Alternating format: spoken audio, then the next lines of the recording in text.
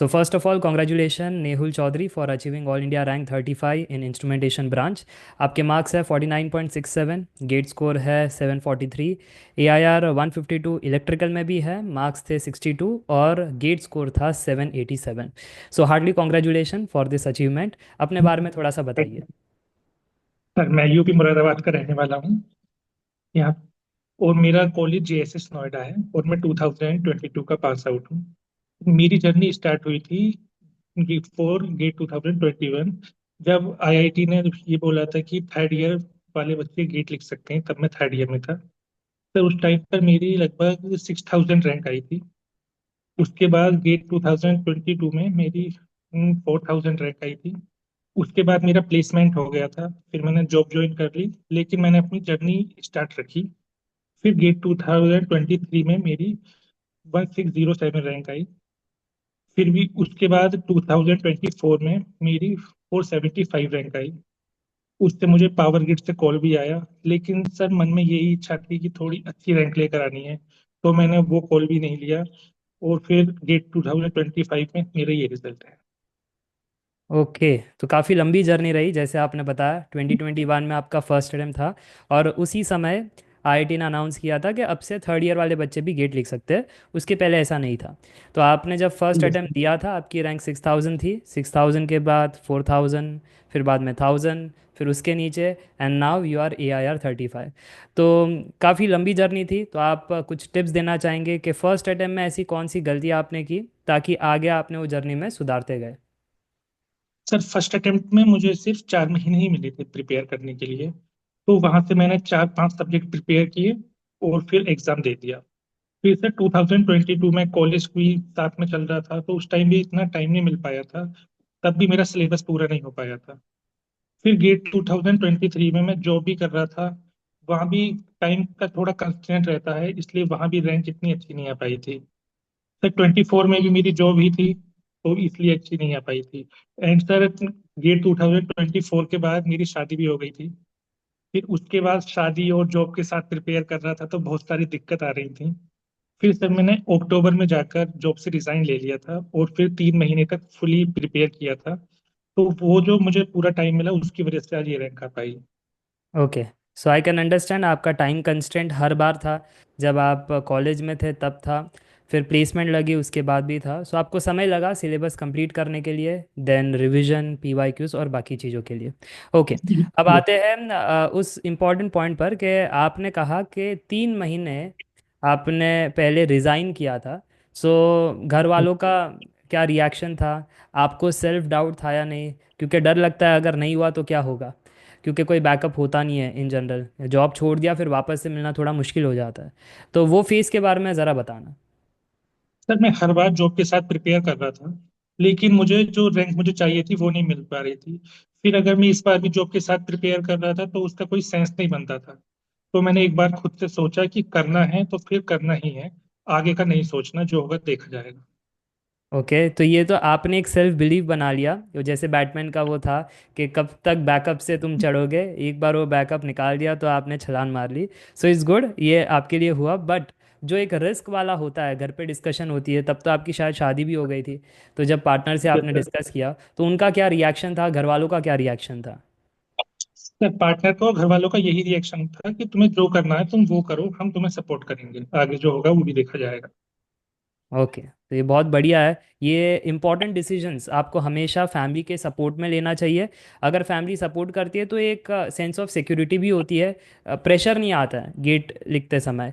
But अगर family भी oppose कर रही है और फिर आपको भी सेल्फ बिलीफ नहीं है, तो फिर ये दिक्कत वाला मामला हो जाता है. तो ये चीज़ें स्टूडेंट्स को ध्यान में रखनी है जब वो रिस्कियर डिसीजंस लेते हैं जैसे आपने लिया है. क्योंकि कई बार मुझे स्टूडेंट्स कहते हैं सर ऐसे दुविधा में फंस जाता हूँ कि प्लेसमेंट लेनी चाहिए नहीं लेनी चाहिए, या फिर पेरेंट्स नहीं मान रहे तो क्या करें.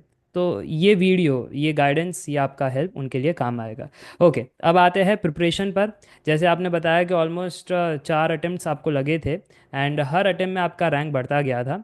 सो आपको ऐसा नहीं लगता है कि शायद ये रैंक मेरी अच्छी पहली आ जाती, कुछ मिसिंग फैक्टर रहा होगा या कुछ चीज़ें, तो वो डिस्कस करना चाहोगे कि कहाँ पर आपको लगता है कि मेजर मिस्टेक आपने करी? सर मुझे लगता है जब मैंने कॉलेज प्लेसमेंट लिया वो सबसे गलत डिसीजन मेरा वही था। अगर मैं वो डिसीजन नहीं ले पाता तो हो सकता है 23 में ही मेरी अच्छी रैंक आ जाती। ओके। तो ये आपने कहा कि कॉलेज प्लेसमेंट, वैसे कौन से कंपनी में आपको प्लेसमेंट लगी थी? Sir immersion automation solution. तो आपका ये डेस्क जॉब था, फील्ड जॉब था, आपका प्रोफाइल कैसा था, आप अगर उस पर बता सको। सर सर मैं डीसीएस इंजीनियर था तो सारा वर्क हमारा सॉफ्टवेयर पर ही रहता था। ओके। तो आपको टाइम नहीं मिलता था वहाँ पे, या फिर कैसा माहौल था?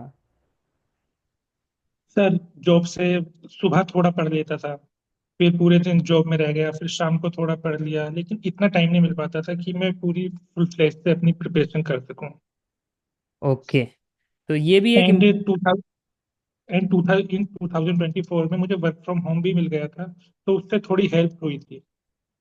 ओके, तो ये भी इम्पॉर्टेंट है कि कई बार हमारा जो स्टाइल होता है पढ़ने का, वो जॉब प्रोफाइल से मैच नहीं कर पाता, और इसलिए अगर पूरी एनर्जी से हम पढ़ाई नहीं कर पाए तो फिर गेट में भी बढ़िया रैंक नहीं आता है। तो जो अगर बैलेंस कर सकते हैं जॉब एंड प्रिपरेशन, तो वो एक बार ट्राई कर सकते हैं। बट अगर ना हो तो जल्दी डिसीजन बना लेना चाहिए एज पर योर गाइडेंस। आपने शायद डिसीजन थोड़ा सा लेट बनाया, आई गेस 3 साल आपने जॉब को दिया और फिर आपने डिसीजन बनाया।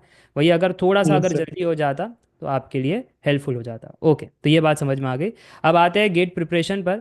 जैसे टेक के सब्जेक्ट्स, नॉन टेक के सब्जेक्ट, तो शुरुआत करते हैं, आपने मुझे कैसे खोजा?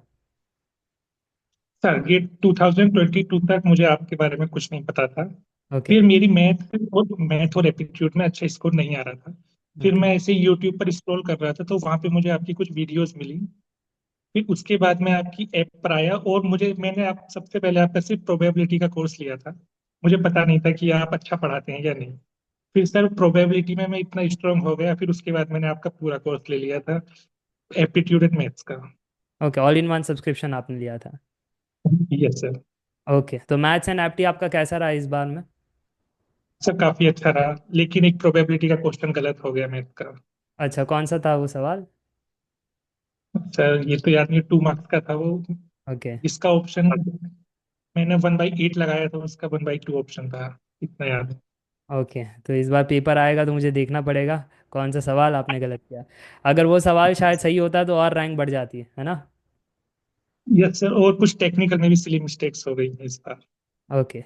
तो चलो, नॉन टेक का आपने बता दिया कि मैथ्स एप्टी आपने मुझसे किया था। टेक पर आते हैं, सब्जेक्ट्स और टीचर्स के नाम बताओ। इसके पीछे का रीज़न ये होता है कि जो पहली बार ये वीडियो देख रहे हैं उनको आइडिया ही नहीं होता है कि कौन से टीचर्स को फॉलो करना है या क्या चीज़ें हैं। तो उनको एक रेफरेंस मिल जाता है, एटलीस्ट अगर आपने उनसे पढ़ा है टीचर से, तो उनका वीडियोस देख करके आइडिया ले सकते हैं ये टीचर कैसे डेप्थ में पढ़ाते हैं।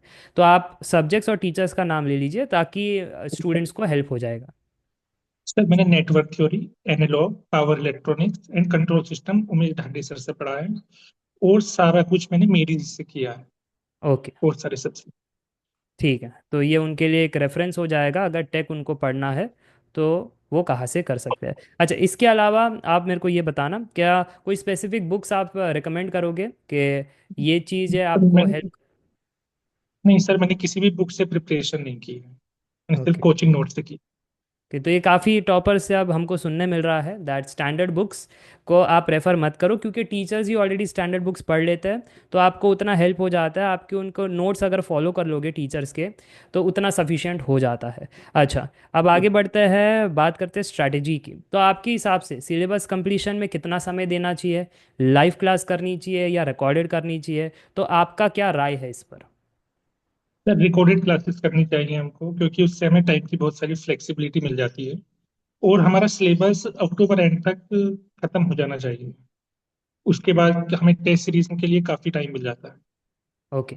तो जैसे मैं हमेशा रिकमेंड करता हूँ, सितंबर अक्टूबर तक आपका सिलेबस खत्म हो जाना चाहिए। नवंबर दिसंबर आपको PYQs रिवीजन करना चाहिए, और जनवरी टेस्ट सीरीज। तो मुझे लगता है आपकी भी यही स्ट्रैटेजी थी। Yes sir. ओके।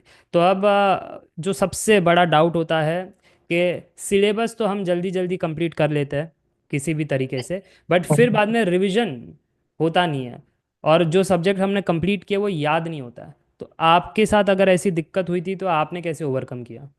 सर मैंने प्रिपरेशन इस तरह से की थी कि जो मेरे सब्जेक्ट खत्म कंप्लीट होते गए हैं कि उन्हें भूलूं ना, बीच बीच में अगर उनको पढ़ता रहता था। तो एज सच रिवीजन करते टाइम मुझे बहुत कम टाइम लगा था। ओके, तो हमें आप उस सब्जेक्ट को छोड़नी चाहिए। जैसे आप कह रहे हो बीच बीच में पढ़ते थे, तो कोई पैटर्न आप फॉलो करते थे कि इस दिन मैंने नया पढ़ा, उस दिन मैंने रिवाइज किया पहले वाले सब्जेक्ट, तो आप उस स्ट्रैटेजी के बारे में बताना। तो कोई पैटर्न नहीं था, लेकिन जब 15-20 दिन हो जाते थे किसी सब्जेक्ट को, तो उसके बाद में एक सब्जेक्ट वाइज टेस्ट देता था, और उसके बाद रिवीजन करता था कि कहाँ पर गलतियां हो रही हैं। ओके, तो ये एक स्ट्रैटेजी है जो बाकी स्टूडेंट्स को फॉलो करना चाहिए कि जिनको ऐसा बोरिंग होता है कि बार बार वही नोट्स क्या पढ़ना है, तो एक सब्जेक्ट वाइज टेस्ट सीरीज दे दो। उससे एक रियलिटी चेक मिल जाती है कि कौन से टॉपिक्स खराब है, और फिर बाद में आपको पता चल जाता है कि ये नोट से दोबारा हमको करना है। तो ये आपने हाँ फॉलो किया था, जो कि एक अच्छा एक हेल्दी वे भी है रिवीजन का, जिससे बोरियत नहीं आती है। अच्छा, अब आगे बढ़ते हैं। अब ये तो आपने पूरा प्रिपरेशन के बारे में बता दिया। मोटिवेशन क्या था गेट लिखने के पीछे? आपका प्राइमरी मोटिवेशन क्या था? सर, मेरा पहले स्टार्टिंग से ही ड्रीम था कि मुझे किसी पीएसयू में जाना है, तो वो ही मोटिवेशन मिलता था वहां से। ओके, तो जब पीएसयू की बात आती है तो जनरली इसका नॉलेज हमें होता नहीं है, तो आपको पहली बार नॉलेज कब मिला था कि गेट के थ्रू हम पीएसयू जा सकते हैं? सर, जो मेरा कॉलेज है नोएडा में, वहीं उस टाइम पर नोएडा में ही मेरी जी की कोचिंग चलती थी। तो मतलब 90% ऑफ द स्टूडेंट वहां पर कोचिंग लेते थे, तो उनसे ही पता चलता था कि पीएसयू भी मिलती है। ओके, तो आपको फर्स्ट ईयर में आई गेस आपको ये नॉलेज हो गया था, और आप अच्छा, तो फिर आपका रुझान आपने कैसे डिसाइड किया कि मेरा टेक्निकल में ही रुझान है, नॉन टेक में नहीं है? क्योंकि जनरली एक इंजीनियर तब रियलाइज़ करता है टेक पढ़ने के बाद, अरे ये तो मेरा इंटरेस्ट नहीं है, सब ने कहा तो हमने ले लिया, बट मज़े तो शायद एमबीए वाले कोर्सेस या फाइनेंस या इसमें आ रहा है। तो आपने कैसे फिगर इट आउट किया? कॉलेज के सेकेंड ईयर तक मुझे टेक्निकल बहुत बोरिंग लगने लगा था। उसके बाद कोविड आया। फिर जब थर्ड ईयर के लिए अलाउ हुए थे हम, तो उस टाइम पर उमेश ढांडे सर ने काफी मोटिवेशनल वीडियो बनाया था, तो मैं वहीं से मोटिवेट होकर मैंने वो नेटवर्क थ्योरी वगैरह देखना स्टार्ट किया था उनका। तो वहीं से रुझान बन गया था टेक्निकल की तरफ। ओके, ओके, तो जैसे आपने बताया था कि आपके साथ भी वैसा हुआ है कि सेकेंड ईयर तक आप भी उब चुके थे टेक से, but then you got the motivation, required motivation for the take, और फिर आपका इंटरेस्ट भी था इसलिए आप इतना कर पाए, नहीं तो आसान नहीं होता है। मैं अक्सर स्टूडेंट्स को कहता हूँ, गेट एग्ज़ाम सिर्फ पीएसयू जॉब के लिए अगर ऐसा सोच रहे हो तो बाहर की बात हो गई। अंदर की बात तो ये है कि 10 टेक्निकल सब्जेक्ट अच्छे से पढ़ना है, और अगर वो इंटरेस्ट ही नहीं है टेक्निकल के लिए तो ये काम कर नहीं पाओगे, अगर अगर ये काम होगा नहीं तो फिर जॉब कैसे मिलेगी? राइट। ओके, चलिए अब आगे बढ़ते हैं। जो नेक्स्ट सवाल मेरा है कि आपके कोई हैबिट्स आपने फॉलो किए जो आपको हेल्प किया इस जर्नी में, वो शेयर करना चाहो तो। सर, बस मैं ये सोचता था कि मुझे ज्यादा घंटे नहीं पढ़ना, जितना भी पढ़ना है इफेक्टिव पढ़ना है। तो मेरे स्टडी आवर्स भी कुछ ज्यादा नहीं होते थे, लगभग 6 या 7 घंटे, लेकिन इफेक्टिव पढ़ता था। तो मेरी यही हैबिट थी, अगर मन नहीं कर रहा तो मत पढ़ो। ये काफ़ी रॉ और ब्लंट है, क्योंकि अक्सर हमेशा टॉपर्स कहते हैं हम तो 10-10 घंटे पढ़ाई करते थे, कंसिस्टेंट रहते थे, सेक्रीफाइस करते थे, बट आपका ये कहना है 6 से 7 घंटा पढ़ो, जब मन नहीं है तो मत करो, बट तो फिर तो ऐसे गोल आगे शिफ्ट होते रहता है। तो इसको कैसे फिर आपने अचीव किया कि इस 2 महीने में ये सब्जेक्ट ख़त्म करना है, बट अगर आपने ऐसा मना बना लिया मन के अरे 1-2 दिन तो नहीं करते हैं, फिर वो गोल तो आगे शिफ्ट हो जाता है।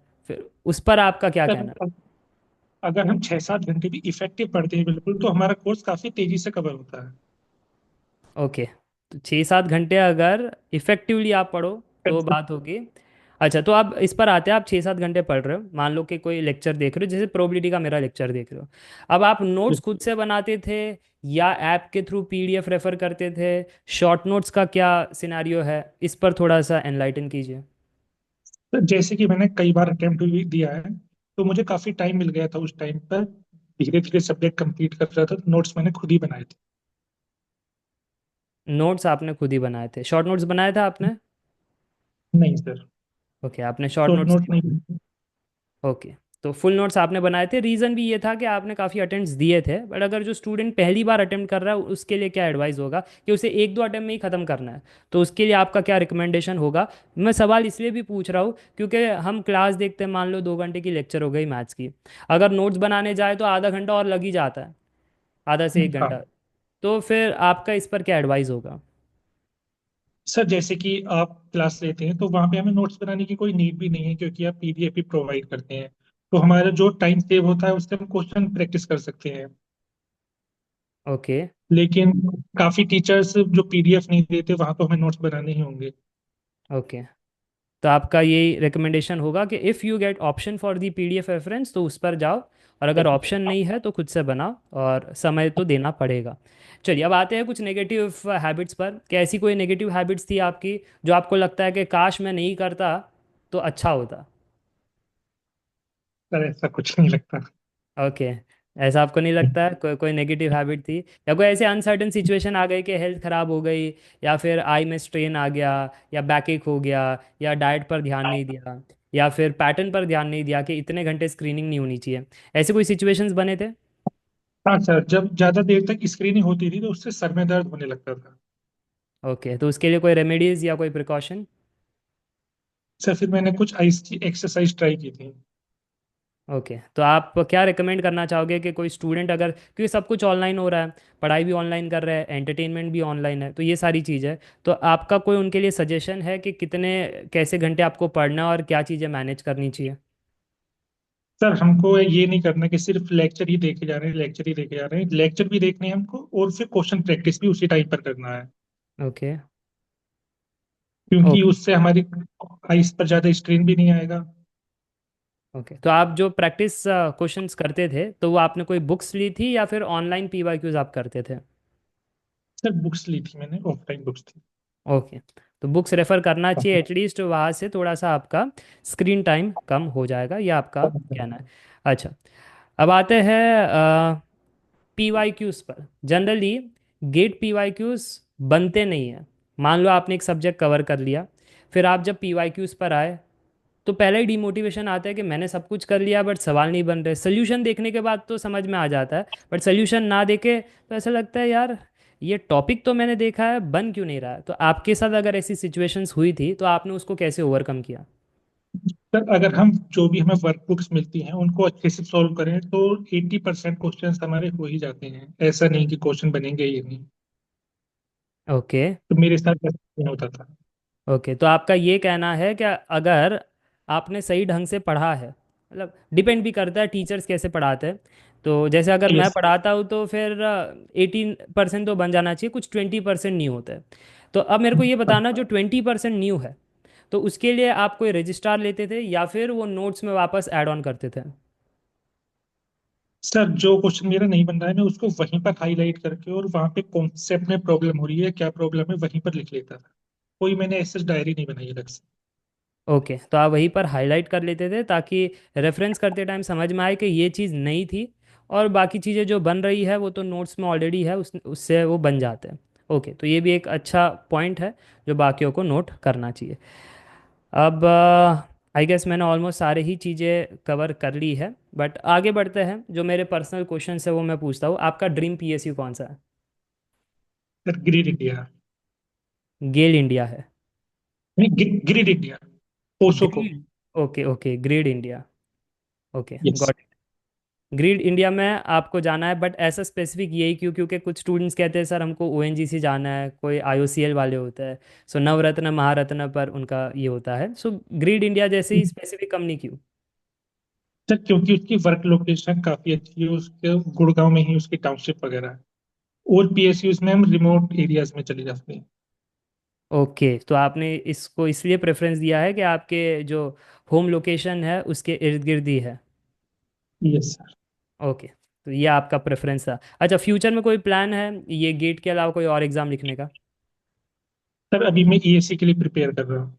ईएससी के लिए प्रिपेयर कर रहे हो? अच्छा, स्टूडेंट्स का अक्सर ये होता है सर गेट ईएससी साथ में करना चाहिए या अलग से करना चाहिए, या फिर ईएससी ही करना चाहिए गेट को बैकअप रखे, तो आपका इस पर क्या कहना है? सर अगर हम गेट और ईएससी की एक साथ प्रिपरेशन करते हैं तो हमारा 90% सिलेबस तो सेम ही है। तो एक साथ ही करना चाहिए। एक साथ ही करना चाहिए, बट ईएससी में फिर बात आ जाती है एक पहाड़ जो है नॉन टेक का, जिसमें करंट अफेयर्स भी आ जाते हैं और भी नॉन टेक्निकल सब्जेक्ट्स है जो हमें पढ़ने हैं। तो इस पर आपका क्या कहना है? क्योंकि अगर जो 1-2 साल का टाइम फ्रेम लेकर के चल रहा है तो उसका तो एक साल में तो गेट का ही इतना ओवरबर्डन हो जाता है कि ईएससी का जो नॉन टेक है वो कवर करने के लिए तो फिर समय ही नहीं बचता है। इस पर आपका क्या कहना है? सर नॉन टेक मैंने अभी तक पहले नहीं पढ़ा था, गेट के बाद से ही मैंने नॉन टेक स्टार्ट किया है। उसमें हमें एक स्ट्रेटेजी बनाने की जरूरत है, जैसे कि दो सब्जेक्ट हमारे मैथ्स एंड एप्टीट्यूड, ये तो हमारे काफी स्ट्रांग हैं। और उसमें हमको सिर्फ 3 या 4 सब्जेक्ट ही अलग पढ़ने हैं उससे, जिससे हमारा स्कोर ठीक ठाक आ जाए। हमें उसमें ज्यादा स्कोर करने की जरूरत नहीं है। राइट, क्योंकि उसमें कट ऑफ ही 50% से कम होता है। अगर उतना कर जी। लिए तो हो गया। क्या ईएससी दो चीज़ें चैलेंजिंग रखता है, एक क्वेश्चन सिलेक्शन, क्योंकि कुछ कुछ क्वेश्चन आपको आते हैं, कंसेप्ट भी है, बट वो होते हैं 3-4 मिनट के। आपने भी देखा होगा, Yes। मैथ्स के भी ऐसे हाँ। न्यूमेरिकल मेथड के सवाल पूछ लेते हैं जो जो 5-5 मिनट लग जाते हैं। तो वो चीज़ें एग्जाम में करनी नहीं होती है। और दूसरा ये होता है कि अगर जो क्वेश्चन पकड़ा है उसको फिर 1 मिनट के अंदर सॉल्व करना है आपको, कि गेट से कम समय जी। आपको ईएससी में मिलता है पर क्वेश्चन। ओके, तो ये तो आप ईएससी की प्रिपरेशन कर रहे हो, सो बेस्ट ऑफ लक। हम ज़रूर से, आई गेस आप ईएससी फर्स्ट अटेम्प्ट है आपका, कि ये सब फर्स्ट अटेम्प्ट। फर्स्ट अटेम्प्ट में? मैं प्रे करता हूँ गॉड को, मैं बिलीव करता हूँ आप पर कि आप पहली अटेम्प्ट में इसको क्रैक करोगे और हम दोबारा से इंटरव्यू करेंगे। चल, तो अब बात करते हैं टेक सब्जेक्ट्स पर आते हैं। सो टेक सब्जेक्ट्स में अक्सर स्टूडेंट्स को दिक्कतें होती है गेट पीवाईक्यू सॉल्व करने में, राइट? तो आपका इस पर क्या कहना है? इसको ओवरकम कैसे करें, कि कैसे हम एफिशिएंटली पढ़ाई करें ताकि गेट के पीवाईक्यू टेक के सॉल्व हो जाए? सर ये प्रॉब्लम मुझे तो कभी आई नहीं थी, क्योंकि मैंने जो भी सब्जेक्ट प्रिपेयर किया बहुत ही अच्छे से किया, उसकी सारी वर्कबुक सॉल्व की, सारे क्वेश्चन सॉल्व किए, तो ऐसा ये प्रॉब्लम मुझे नहीं आई थी। ओके, तो टेक के सवालों में आपको ये प्रॉब्लम नहीं आई, तो दैट्स गुड। क्योंकि अक्सर स्टूडेंट्स मुझको कहते हैं सर मैथ्स एप्टी तो सॉल्व हो जाते हैं, बट टेक में हमको दिक्कतें आती है। तो ये आपको दिक्कत नहीं थी। अब आते हैं टेस्ट सीरीज पर। सो टेस्ट सीरीज आपने कब दी और कितनी दी? सर इस बार जो मेरी रैंक अच्छी आई है उसका एक बहुत ज्यादा पोर्शन टेस्ट सीरीज को जाता है, क्योंकि जब इस बार मैंने नवंबर से ही फुल लेंथ टेस्ट स्टार्ट कर दिए थे। एंड अगर हम टेस्ट सीरीज दे रहे हैं और उसकी एनालिसिस अच्छे से नहीं कर रहे तो वो हमें हेल्प नहीं करेगी, जो मैं पिछले सारे अटेम्प्ट में करते आ रहा था। इस बार मैंने सबसे ज्यादा टाइम टेस्ट सीरीज की एनालिसिस को दिया। और अगर ऐसा था, इस बार मुझे एक दोस्त भी मिल गया था जो मेरे साथ प्रिपेयर कर रहा था। तो हम लोग एक साथ टाइम पर ही टेस्ट देते थे और उसके बाद एनालाइज करने के लिए कॉल पर आकर 1 बाई 1 क्वेश्चन डिस्कस करते थे। तो कुछ वो मुझे बताता था, कुछ मैं उसको बताता था, तो इससे काफी ज्यादा हेल्प हुई हमारी। तो ये काफ़ी इंपॉर्टेंट है कि टेस्ट सीरीज में एनालिसिस वाला पार्ट काफ़ी मेन होता है। और अगर आपके पास कोई ऑनलाइन फ्रेंड है या फिर अगर कोई क्लोज ग्रुप है, साथ में पढ़ाई कर रहे हो, तो ये बेनिफिट हो जाता है। अच्छा, नंबर ऑफ टेस्ट आपने कितने दिए थे? सर मैंने लगभग 40 मॉक टेस्ट दिए होंगे। 40? 40। इस साल ही? इस साल ही। ओके, तो अब देखो, ये मैं एक अलर्ट देना चाहूँगा, इनका सिलेबस पहले ही हो चुका था, इसलिए ये 40 मॉक टेस्ट दे पा रहे। बट जो पहली बार प्रेप कर रहे हैं, आप 40 का टारगेट मत रखना, आप 14 का टारगेट रखना, दैट्स गुड। अच्छा, आप मेरे को ये बताना कि टेस्ट सीरीज में ऐसा होता होगा कि कोई टेस्ट इजी है, कोई मीडियम है, कोई टफ है। तो जब टफ आता है तो सेल्फ डाउट आता है, यार मैंने इतना अच्छे से पढ़ा है बट ये बन नहीं रहे, इतने कम मार्क्स आ गए। तो क्या आपके साथ वो मोमेंट्स हुए, और अगर हुए तो उसको ओवरकम कैसे किया? सर प्रिपेयर करते हुए मुझे काफी टाइम आ गया था, तो मुझे ये आ गया था कि हमें टेस्ट सीरीज में स्कोर को देखना ही नहीं है। वहां पर जो गलतियां हो रही हैं सिर्फ हमें वो गलतियां सुधारने की जरूरत होती है। और मुझे तो लगता है अगर किसी टेस्ट सीरीज में मार्क्स कम आए तो वो हमारे लिए ज्यादा फायदेमंद है, उससे हमें कुछ ज्यादा सीखने को मिलेगा। ओके, तो आप काम एंड कंपोज थे। आप मुझे नहीं लगता आप ज़्यादा ओवर थिंक करते हो या ज़्यादा नेगेटिव चीज़ों में रहते हो, तो उसके पीछे का राज क्या है? सर पता नहीं स्टार्टिंग से ऐसा ही हो कि ये देखता हूँ, जो होगा देखा जाएगा, जो मेरे हाथ में सिर्फ वो करना है। ओके, तो आप ज़्यादा रिलीजियस हो आप? आपका बैकग्राउंड ज़रा बताना। सर मैं हनुमान जी को काफी मानता हूँ। रिलीजन। ओके। ओके, तो मुझे लगता है उन्हीं से आपको शक्तियाँ आ रही है, क्योंकि अक्सर जो गेट एस्पिरेंट्स होते हैं वो हमेशा मुझे कहते हैं सर, जब भी प्रेप करने बैठता हूँ ओवर थिंकिंग आता है, कुछ नेगेटिव न्यूज़ देख लिया तो फिर बाद में दिमाग में वही चलता है कि प्राइवेटाइजेशन, कम वैकेंसी, ये सारी चीज़ें। बट जब मैं आपसे बात कर रहा हूँ तो आपका इन जनरल जो आपका एक स्टोरी टेलिंग है, आप जो चीज़ें बता रहे हो, आप जो थॉट प्रोसेस आपका है, उसमें आपका नेगेटिव या ओवर थिंकिंग या परेशानी ज़्यादा मुझे मिला नहीं। तो मैं वही जानना चाहता था कि how how this behaviour came to you. Sir मैं इधर उधर की चीजों में ज्यादा इंटरेस्ट भी नहीं लेता हूँ, कि जैसे टेलीग्राम ग्रुप पर चलता रहता है कि गेट से कुछ नहीं होगा, कुछ लोग ही बोलते हैं, तो ये सब मैं देखता ही नहीं हूँ, इग्नोर करता हूँ सबको। इग्नोर तो बहुत ट्राई करते हैं बट फिर वो दिमाग में चिपक सा जाता है काफ़ी। ओके, तो आप आपके क्यों नहीं होता है, मैं वो जानने की कोशिश कर रहा था। सिर्फ मैं ये सोचता हूँ कि उस चीज में हम कुछ कर भी नहीं सकते, हमारा काम सिर्फ पढ़ना है, तो हम इसी पर स्टिक रहते हैं। ओके, तो आप बेसिकली कर्म फल में मानते हो, अपना काम किए जा, जो फल होगा वो मिल ही जाएगा। अगर हम डिजर्विंग होंगे तो मिल ही जाएगा, और अगर डिजर्विंग नहीं होंगे तो वो नहीं मिलेगा। हाँ। ओके, चलो ये बढ़िया है। तो ये ऑप्टिमिज्म, ये पॉजिटिविटी, ये काफ़ी इंपॉर्टेंट है। मैं खुद भी आपसे सीख रहा हूँ और बाकी स्टूडेंट्स को भी सीखना चाहिए दैट ओवर थिंकिंग करके नेगेटिव चीज़ों में ज़्यादा इन्वॉल्व नहीं होना है। You have to do your work and you have to believe your destiny. वही चीज़ आपको आगे, और मेरा ये मानना भी होता है, अपनी एनर्जी अगर काम में लगाओगे तभी प्रोबेबिलिटी बढ़ेगी कुछ अच्छा होने की। अगर एनर्जी वेस्ट करते रहोगे इंस्टाग्राम में, यूट्यूब में, एंटरटेनमेंट में, नेगेटिविटी में, तो फिर पढ़ाई कब करोगे? जब पढ़ाई नहीं करोगे तो काम कैसे होगा, और फिर सपने कैसे पूरे होंगे? चलो बढ़िया है। तो मुझे लगता है ऑलमोस्ट सारी चीज़ें मैंने कवर कर ली है। तो आखिरी के एक क्वेश्चन पर आता हूँ, top 3 golden rules for the GATE aspirants जो 2026 लिख रहे हैं, उनके लिए आपके हिसाब से टॉप 3 गोल्डन रूल्स क्या है? सबसे ज्यादा हमें कंसिस्टेंसी पर काम करना होगा, ओवर थिंकिंग नहीं करनी होगी, और इफेक्टिव पढ़ाई करनी होगी।